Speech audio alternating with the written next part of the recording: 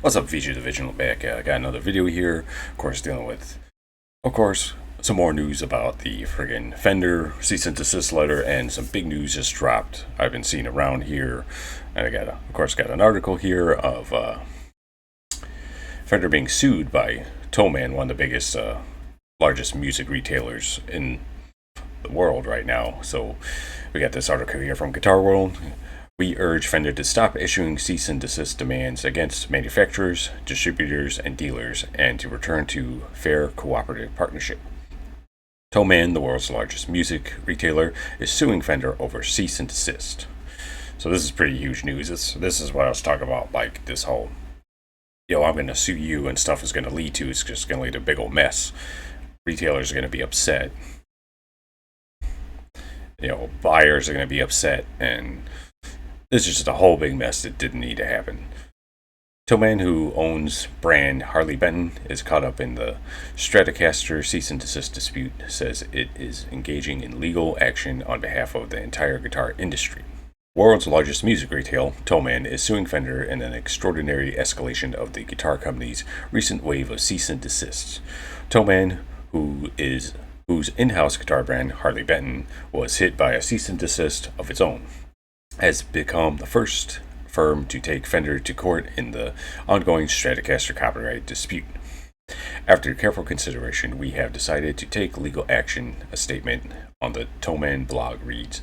We have done so because we are convinced that the questions rising here go far beyond mere legal dispute and affect the future of diversity, innovation, and competition in our industry. And like I said, this is just a big old mess that Fender didn't have to create. What Fender should be doing is they should be just trying to make the best guitar they can. That's what capitalism is. Make the best product you can and put it to the market. Just do the best instead of I'm going to use legal action and that to try to take you off the market and take take the competition out, which is not good. It's not capitalism. That's BS, really. Thomann claims, where am I at here? Thomann claims it is acting on behalf of other prominent brands and smaller manufacturers, and specifically names custom shop brands and innovators, including Tyler, Tom Anderson, Shure, LSL, Maybach, Penza, FGN, and PRS, as firms that it believes are now at risk due to the current legal action. The retailer was founded in 1955, the same year as Fender launched the Stratocaster, and it has carried the brand for over 70 years. Many of its staff play Fender guitars. Accordingly, it says Fender's action against long-standing business partners has suppressed and disappointed us. We used to be a small music store ourselves and know exactly where we have come from, says Thomann CEO Hans Thomann. Diversity, fairness, respect, dealing with each other have always been part of our philosophy. Many of those affected do not have the financial or legal means to conduct such a legal dispute. We therefore see it as our responsibility to have these matters clarified in court, not only for our own company, but for all parties involved.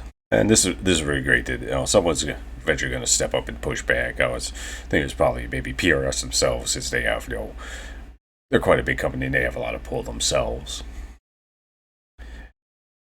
In its legal action, Thomann will be pursuing smaller arguments to industry lawyer Ronald Beanstalk, Jack and the Beanstalk.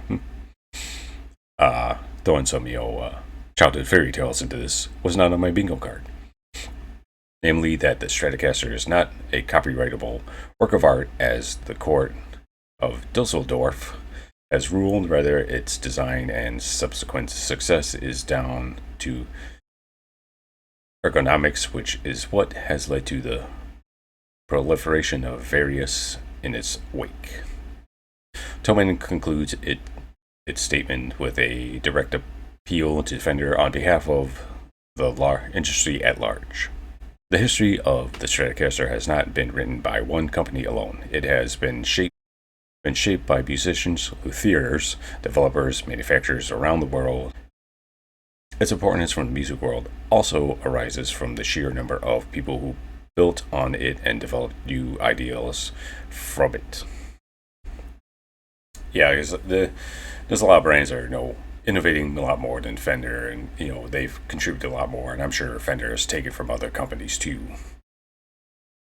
We see this diversity as one of the greatest strengths of our industry. This is why we will continue to pursue the legal path we have chosen, not only for our own company, but also for the many manufacturers, dealers, guitar makers who have shaped the industry for decades and continue to shape it. We urge Fender to stop issuing cease-and-desist demands against manufacturers, distributors, and dealers, and return to fair cooperative partnership. Because we are convinced of this, the future of the guitar world depends on diversity, innovation, the freedom to create.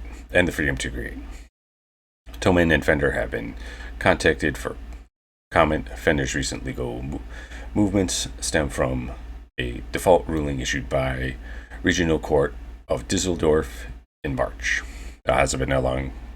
March, this is when it went down. Feels like forever. Which guaranteed enforcing rights against any guitar using the Stratocaster body shape in the EU.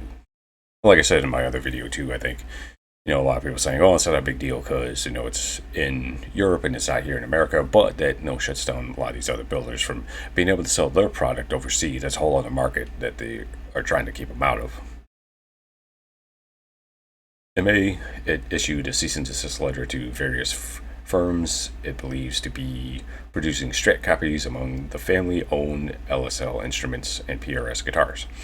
Although Fender has since sought to frame its action as working directly with companies to find particular paths forward, they have been met with backlash from the guitar community, within several prominent YouTubers criticizing, even cutting ties with the company.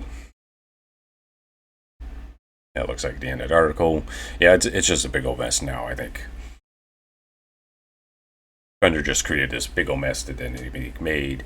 I don't see why, we've allowed these companies to make these guitars for decades and decades, and also now you want to go after them. I'll reiterate,